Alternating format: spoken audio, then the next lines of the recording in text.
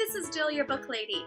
I'm going to show you some of our top bedtime stories, and this is how I know that they are some of the top bedtime stories. To gather up these books, I had to go into 3 different rooms of my house, climb up into 2 top bunks of bunk beds, and scrounge them out of my kids' beds because they love these stories so much. So let's go ahead and start with one for the littlest of kids.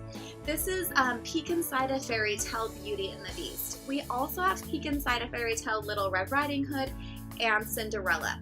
Peek Inside a Fairy Tale is such a beautiful new series. These have these gorgeous cutaways, absolutely beautiful. Of course, tells the classic fairy tale of Beauty and the Beast, the heroine of all book lovers, right? My little girl loves this one, but it's also one that you could read to little boys too to introduce them to fairy tales. Now, another one that's awesome for kids as they get a little bit older are 10 more 10-minute stories. The reason I love these is because they really actually are 10 minutes. So you can say, you know, if you hurry and brush your teeth quickly, then we can read 2 or 3 stories. But if you get off track and take too long, we can only read 1.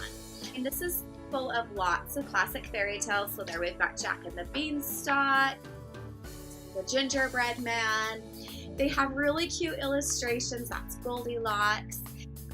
Our family is loving The Curious Case of the Missing Mammoth. It's one that they ask for at bedtime and during the day at all times, pretty regularly.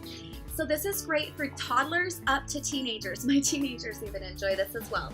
It's a picture book about Oscar, this little boy here, and his friend Timothy, and what they discover happens in a museum when everyone is asleep.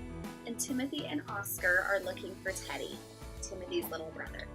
There's pulled-out flaps, all sorts of facts. Kids learn all sorts of interesting things that they would learn in a museum.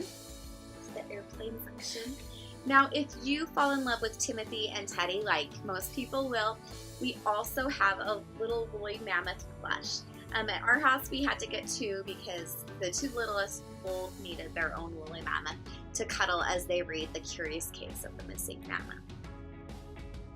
Our illustrated stories make excellent bedtime stories for kids of a variety of age. This one's illustrated fables from around the world. The illustrations are so beautiful. I love it because it tells stories from North America, South America, Africa, different countries in Europe. All sorts of fun fables that explain, you know, why things are the way they are, or they teach important life lessons. These are great to read aloud, or a child that's at about 3rd grade level could read it themselves.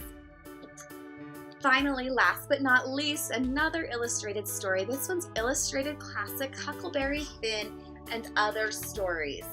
So Usborne's illustrated classics are so well done. The stories are written in humorous, engaging ways where they keep a lot of the original language. So you can see some of these awesome illustrations. My 10-year-old and 12-year-old are both currently reading this story right now, but you could read it aloud to a younger child.